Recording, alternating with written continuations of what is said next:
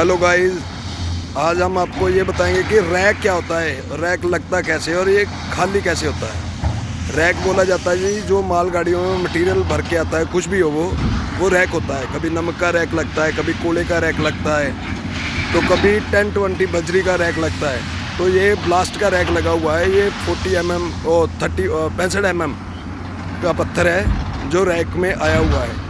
तो इस रैक को खाली कैसे करते हैं, जैसे आप देखो वो सामने पोकलेन चल रही है और वो रैक को खाली कर रही है। एक पोकलेन ये, एक पोकलेन वो है और एक इससे जस्ट आगे है, वो भी मैं आपको थोड़ी देर में दिखाऊंगा। और ये इनको 3-3 पोकलेन लगा के खाली करवाने का मकसद ये होता है कि इसका टाइम बाउंड काम होता है ये रैक का। जैसे कि सिर्फ 7 घंटे का टाइम होता है, 7 घंटे में ट्रेन खाली करके साफ़ करके हमने भेजनी होती है वापसी की। लो जी ये ट्रेन खाली होगी और आप अब इसको जा सकते हो, ले जाओ। पावर ऑफ हो जाती है, पावर बोलते हैं उसको। जैसे इंजन आगे लगेगा उसको बोला जाएगा कि पावर काटे, अभी इंजन आ जाएगा तो पावर आ जाएगी। तो ये दोनों पोकलेन लगी और हमने ये 7 घंटे का टाइम है हमारे पास और हमने 6 घंटे में इसको गाइस ख़त्म करना है। अगर 6 घंटे में हम ख़त्म ना कर सके, 7 घंटे का टाइम है, अगर 7 में ख़त्म ना कर सके तो हमें फ़ाइन लगेगा। जो फ़ाइन लगता है, फ़ाइन भी कुछ थोड़ा बहुत नहीं होता, घंटे का लाखों के हिसाब से फ़ाइन होता है जो लगता है। तो फ़िलहाल अभी आप देख रहे हो कि ये मशीनें कैसे ज़ोर शोर से खाली करती है। और ये पोकलेन जैसे खाली करेगी उसके बाद थोड़ा बहुत माल बच जाता है, वो लेबर के साथ साफ़ कर लिया जाता है, वो लेबर साफ़ करेगी। तो ये 65 mm का रैक लगा हुआ आज हम अपने ब्लॉग में ये दिखाएँगे आपको कि अनलोड कैसे होता है, इसका रीजन क्या है और ये कहाँ से आता है। ये जी आया है उत्तसाम से, राजस्थान, उत्तसाम असम में, उत्तसाम राजस्थान से। तो अगर गाड़ियों में आता है, ये ट्रकों में आता है, कम से कम 100 से 150 टिप्पर में ये भर के आता। और ये एक बार ही एक ही गाड़ी इसको ले आई और ये आया है उत्तसाम से चल के Rajpura Punjab. Section B railway का प्रोजेक्ट चल रहा है, उसके लिए है कि जल्दी हो, स्पीड में काम जो हो, स्पीड में काम चल रहा है। आपको कल पिछले ब्लॉग में मैंने बताया था कि रेलवे बहुत तेज़ रफ्तार से काम कर रहा है। तो इसका एक कारण ये भी है कि ट्रकों की बजाय रेलगाड़ी पे माल आ रहा है। आप खुद देख लो, यहाँ जो खाली होगा माल, राजपुरा प्लेठी बोलते हैं इसको, जहाँ माल खाली होता है उसको प्लेठी बोला जाता है। और ये प्लेठी पे माल खाली हो रहा है और इसके बाद आप इसी पोकलेनों की मदद से ये ट्रकों में लोड होके और पास में जो भी साइड तैयार है, जैसे आपको पिछले ब्लॉग में मैंने साइड दिखाई थी 65 mm जाम डल रहा था लाइन बिछने के लिए, तो उन साइडों पे इसको भेज दिया जाएगा कि भाई जाके डाल के काम शुरू हो जाए। और काम जो जहाँ भी बेड बने हुए हैं, तैयारी है, रेडी है, वहाँ ब्लास्ट डाल दिया जाए। और यही ब्लास्ट उत्तसाम से लाना पड़ता ट्रकों में, तो कई महीनों लग जाते। और जो ये रेलगाड़ी ने 2 दिन में पूरा कर दिया। अब यहाँ आ गया, यहाँ से सिर्फ इसने लीड 10 से 20 किलोमीटर की लीड पे ये जाना है ट्रकों में लोड होके। तो ये हफ्ते भर में हम अपने अपनी जगह पे इनको पहुँचा देंगे पूरी रेलगाड़ी को। जो महीनों का काम था वो सिर्फ 1 हफ्ते में सारे का सारा टोटल का टोटल हम ख़त्म करेंगे। और ये अभी भी रेलगाड़ी की जो टास्क है, हमें टास्क मिलती है जी, हमें ये टास्क है जो 7 घंटे में खाली करना है।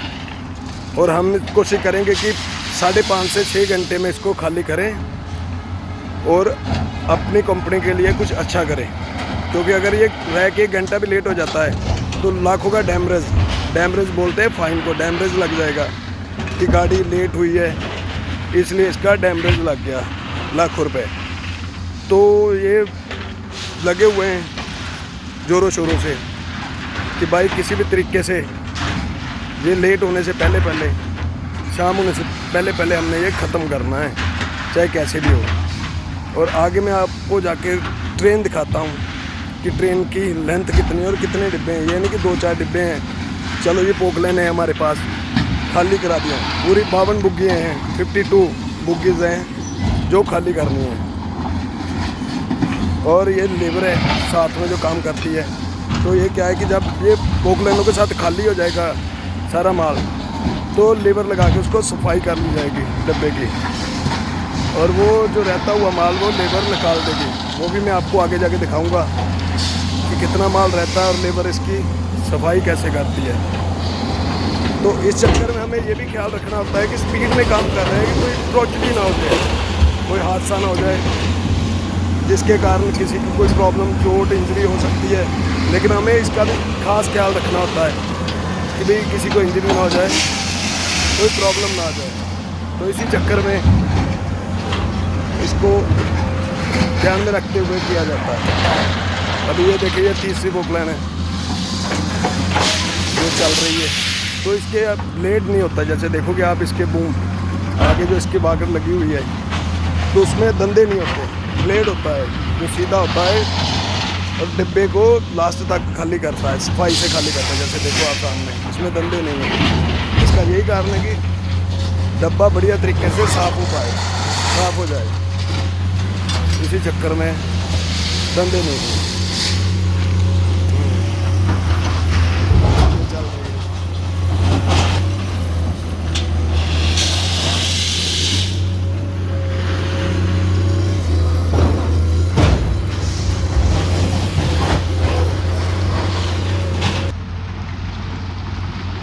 और इसीलिए ये जगह साफ बाहर के बाहर जगह चुननी पड़ती है कि भाई पास में कोई बिल्डिंग ना हो, कोई घर ना हो किसी का, कि जो धूल मिट्टी से किसी को कोई प्रॉब्लम हो ना हो।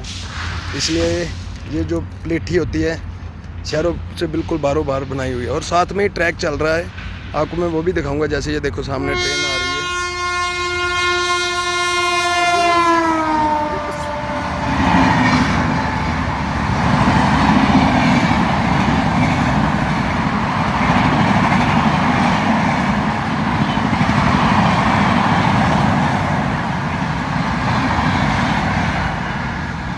ये ट्रेन है, ये ट्रैक है जी, इंटरनेशनल ट्रैक है जी। सीधा पाकिस्तान एंटर होता है अमृतसर होते हुए वाया राजपुरा, लुधियाना, जलंधर, ब्यास के थ्रू।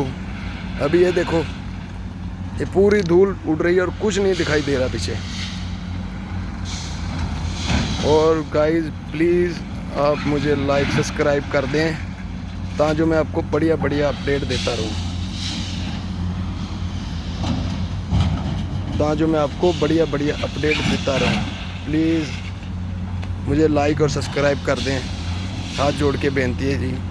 और आगे वाले ब्लॉग में मैं आपको और से भी अच्छी और बढ़िया क्वालिटी वाली वीडियो बना के दिखाऊंगा कि प्लांट के बारे में, बैचिंग प्लांट के बारे में अगली वीडियो होगी हमारी। तो जल्द मिलेंगे, तब तक के लिए सत श्री अकाल, अस्सलाम वालेकुम, नमस्ते, राम राम जी, जय गुरु जी का खालसा।